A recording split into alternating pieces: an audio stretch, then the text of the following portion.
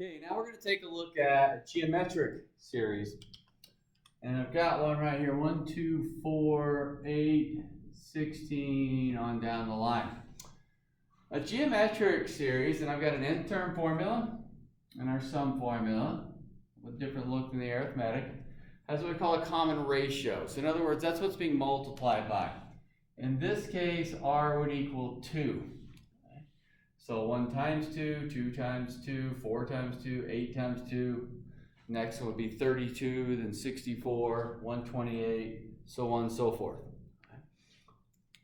Now the reason it's called a ratio is because if you do a ratio of terms, which will be fractions, 16 divided by 8 is 2, 8 divided by 4 is 2, 4 divided by 2 is 2, 2 divided by 1 is 2 for that ratio. It's called a common ratio, but you can think of it as a multiplier also. That's what we're going through.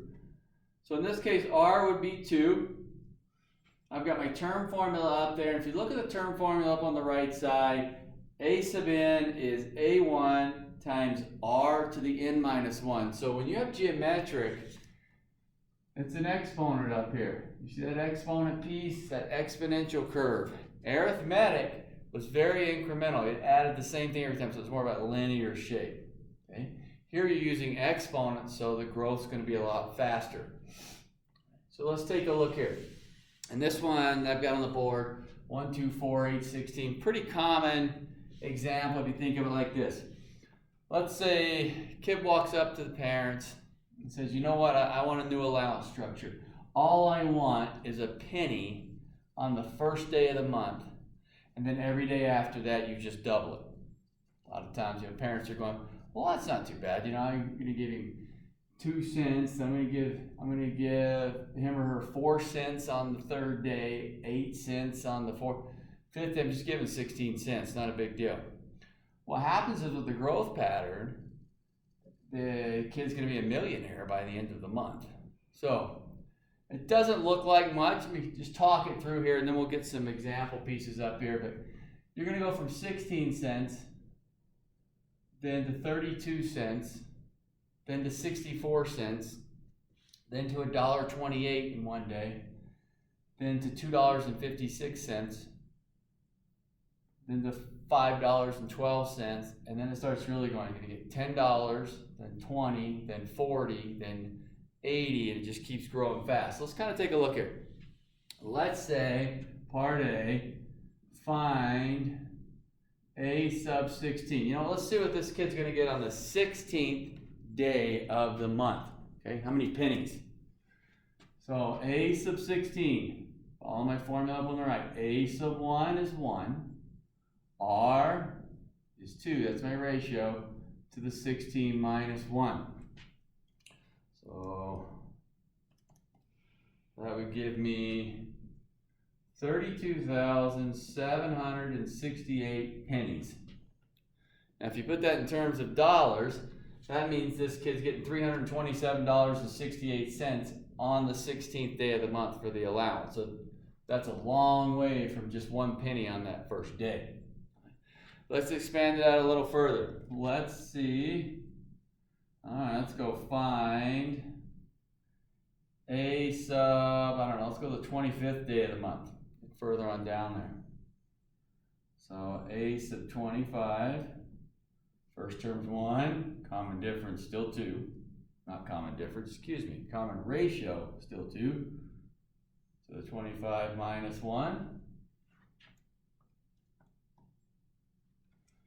gives me 16777,216 on my calculator. So we've got 16,777,216 pennies.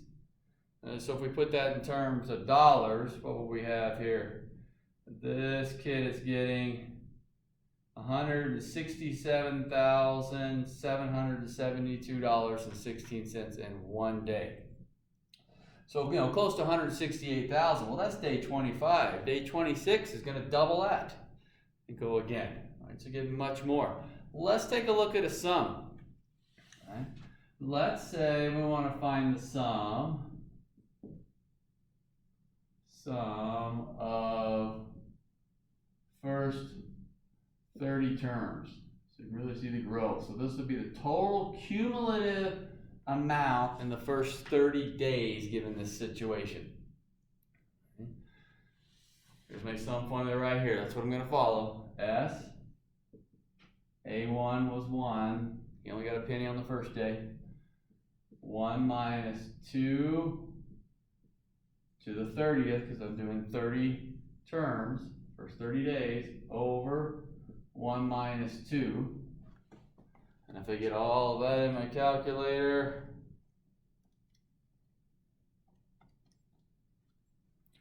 my sum is, I'm going to write this out here,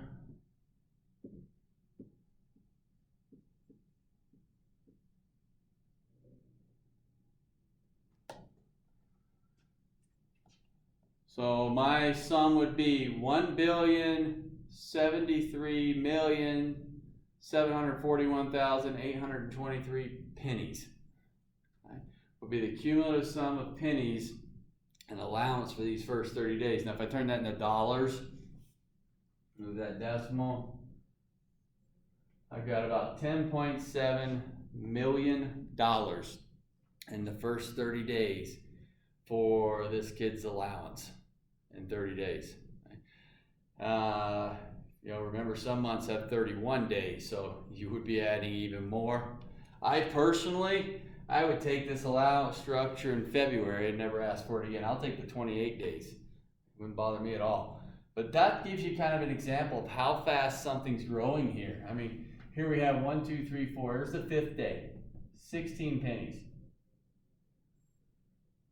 We went halfway through the month, or just past halfway, I should say. We're almost 33,000 pennies. We went 9 more days. Not 109 more days, just 9 more. And it went to almost 17 million pennies.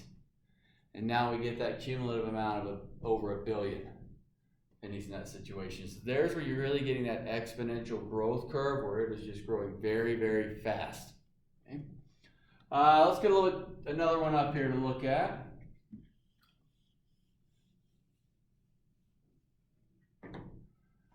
Let's say we have 3, 12, 48, on down the line. 3, 12, 48. Yes, it's geometric. I am multiplying. So in this case, we're looking at seeing what we're multiplying by. The ratio aspect, 12 divided by 3 is 4. 48 divided by 12 is 4. So that's giving me that common ratio or multiplier of 4. So I know my R value is 4. So let's find a couple of things here. Let's say we want a sub, I'll go 10. All right. We want the 10th term. We're going to have the first term's 3. R value is 4 to the 10 minus 1. Got my calculator here. Let's see.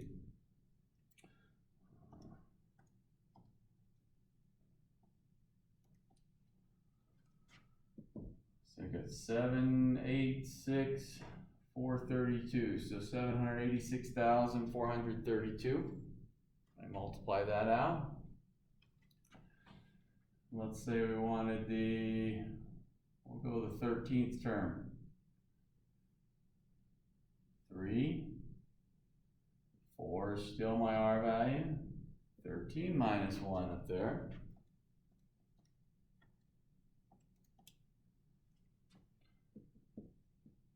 50331648. So 50,331,648. And we didn't do this in the last problem. 2, by the way. We didn't find the nth term. We can still find that nth term. So I just want the nth term formula, 3, 4, and we're just leaving the n in. There's not much I can do with that. Remember, you can't multiply 3 and 4 and make a 12 because exponents come before multiplication in the order of operations. That piece. Okay, let's look at a few sums here. Now we did the one sum with the allowance one. kind of saw a fast it growed, and it was more of that exponential growth. So when I'm seeing something that is an exponential, I'm expecting that geometric sequence. So if I had something like this, we want the sum is n goes from 1 to 10 of 3 to the n. Now this is going, the fact that the exponent's the n, it's not 3 times n, that's going to tell me it's geometric. So 3n, there's arithmetic, 3 to the n, that's going to become geometric. Now, do you recognize that immediately? No, not necessarily, and that wouldn't be expected. But as we've seen before, when we have these summation notations, if you just take the time to write out a couple of terms, you can see it pretty quick. So if I said, all right, put 1 in, 3 times 3, 2 to the first is 3, put 2 in, 9, 3 in, 27. I think that's enough to help you realize that it is definitely a geometric one. I'm multiplying by 3 each time. So that tells me my R value is 3. Notice it's the 1 below the exponent. That's telling you that R value too. Sum. First term's 3. In this case. 1 minus R is 3 in this case. 10 of those terms over 1 minus 3. And again, I'm following this formula right here. R value is 3. First term was 3. Let's see here, what do I get?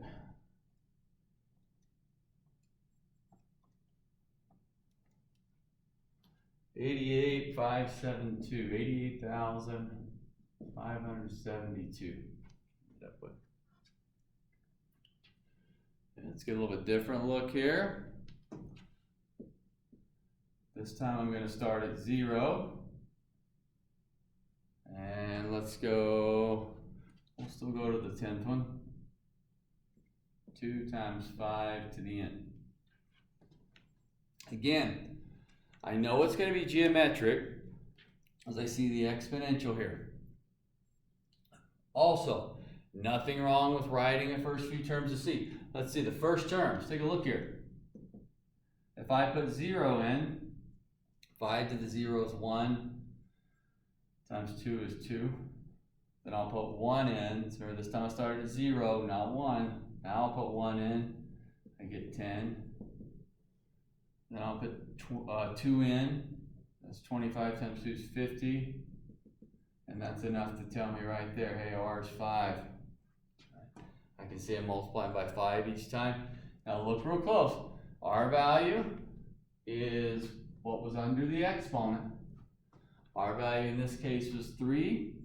R value in this case 5. That's what's sitting under that exponent. So sum. First term, 2. 1 minus, R value is 5, and this time there's 11 terms. Remember, we need that 0 over 1 minus 5. Let's see what this is.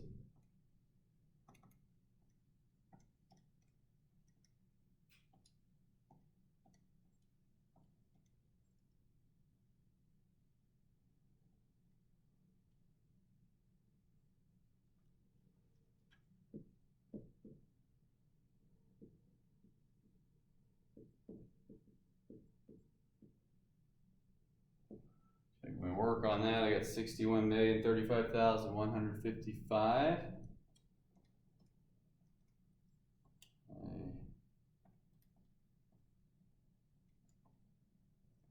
Should be the right answer there. So again, that growing piece, notice where the R value is coming from. Now let's look at one that looks a little bit different. Let's go sum. N goes from 1 to, we'll go 9 this time. And we'll go 2/3 to the n minus 1. Now follow what I talked about. This means the R value is 2/3. Remember, that's what's sitting below that exponent. That R value is 2/3. R value 5, R value 3, 2/3. Write out a few if you need to. But my sum formula, my first term, if I put 1 in, 1 minus 1 is 0, 2/3 of the 0 is 1, times 1 minus 2/3. How many terms am I summing? I'm doing 9 terms. All over 1 minus that R value. A little bit more of a pain when it's fractions. Be careful on the calculator. Let's see.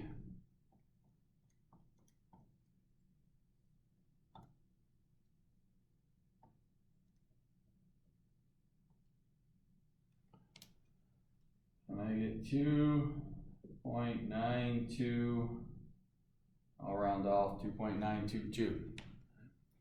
And one of the things that we notice on this is, well, wait a minute, you know, these others up here that we've seen, I've still got these two on the board, and they're growing fast.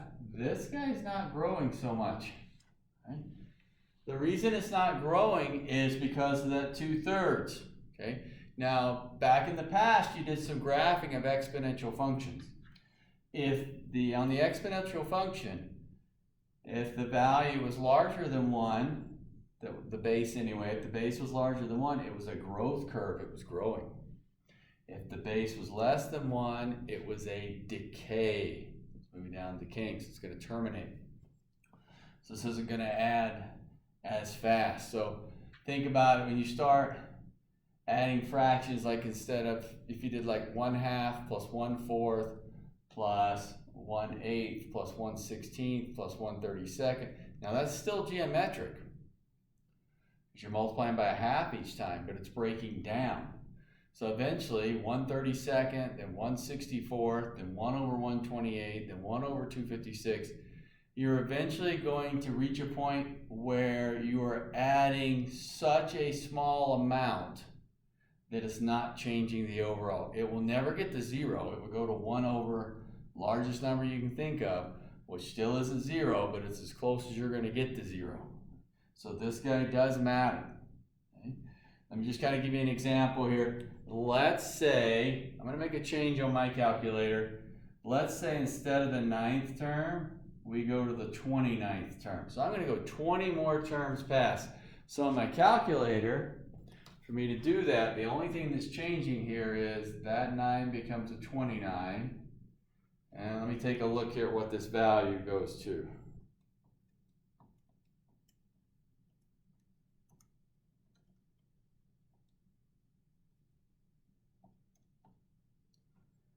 Here's what it went to. 2.9999765. If I write all the decimal places out, I get that. So yes, it grew. It did not grow very much. Matter of fact, it's approaching a value of 3. Eventually, if I keep going here, let's say I'll go another 20 terms. Let's go 49. 49. A quick change here on my calculator. Now my calculator tells me 2.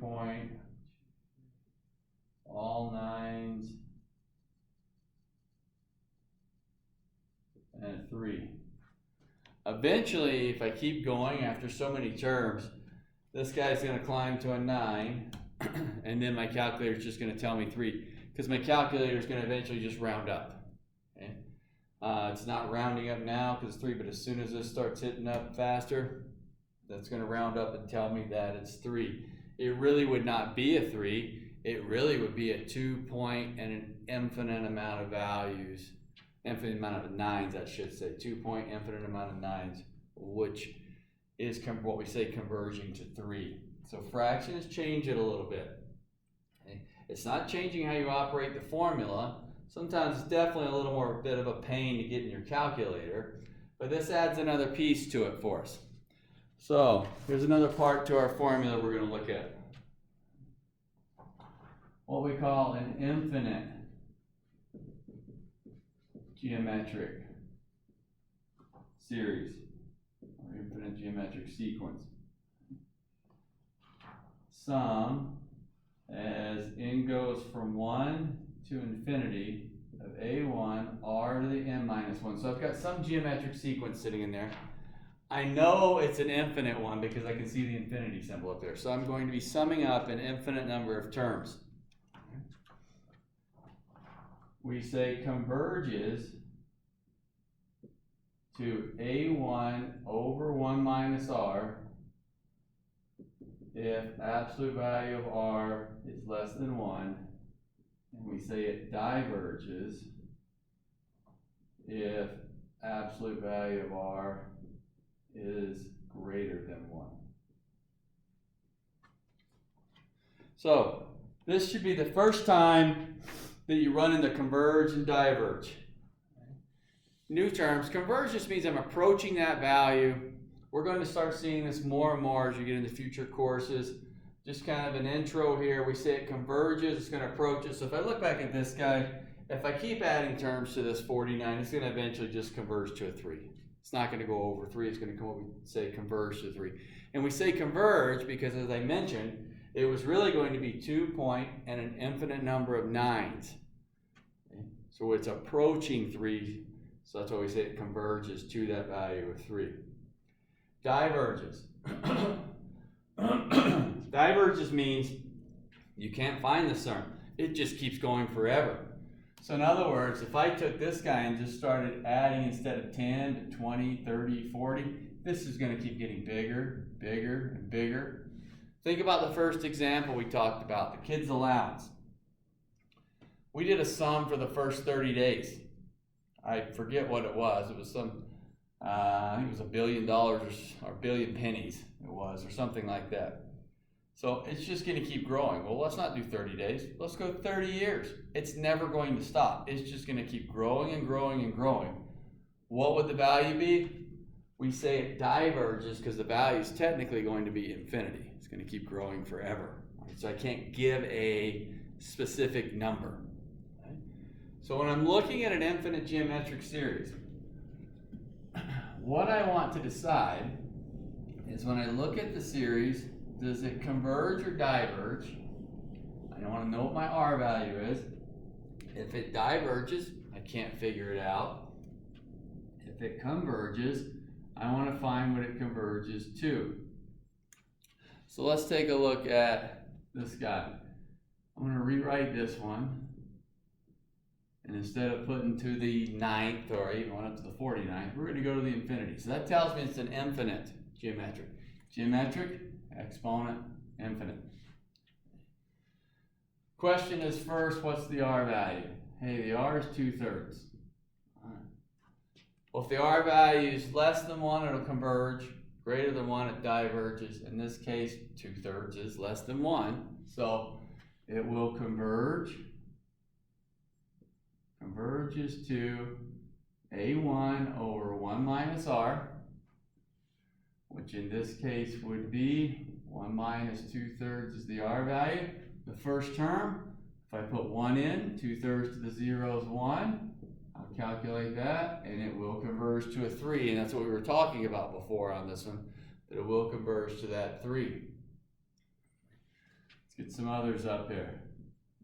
N goes from 1 to infinity of 1/2 times 5 to the n. In this case, R is 5. I know there's a half there, but remember, the base of that exponent is the R value, which means I cannot find the sum. We say this diverges. In other words, it's just going to keep growing forever. So I can't give that actual value. So I'm looking right for that R value. Sum. N goes from, let's say, 0 to infinity. 3 times 5/2 to the n. In this case, R is 5/2, which still diverges. Now I know I've got a fraction there, but 5/2 is bigger than 1, so that's going to diverge. N goes from 0 to infinity of 2 times 3/4 to the n. In this case, R is 3/4. So since it is 3/4, that's less than 1, which means this is going to be a decay function versus a growth. Decay, growth, growth, decay. It's going to converge. It's going to approach a value. It's going to approach a value.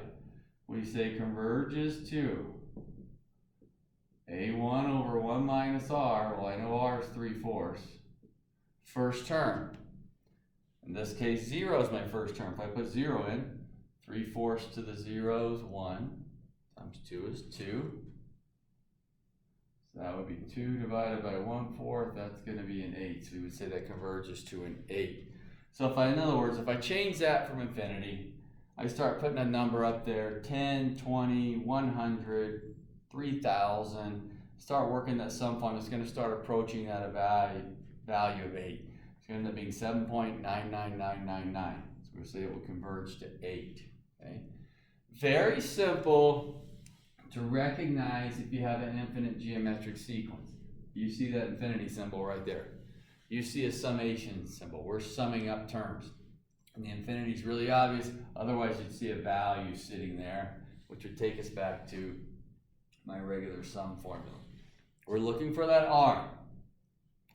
In the lesson, when we started, maybe R is a little difficult to find, but we've learned as we moved along, that R, man, it's sitting right under that exponent. That's where it was sitting in the original formula we looked at, right under the exponent, but should be a little bit more recognizable now.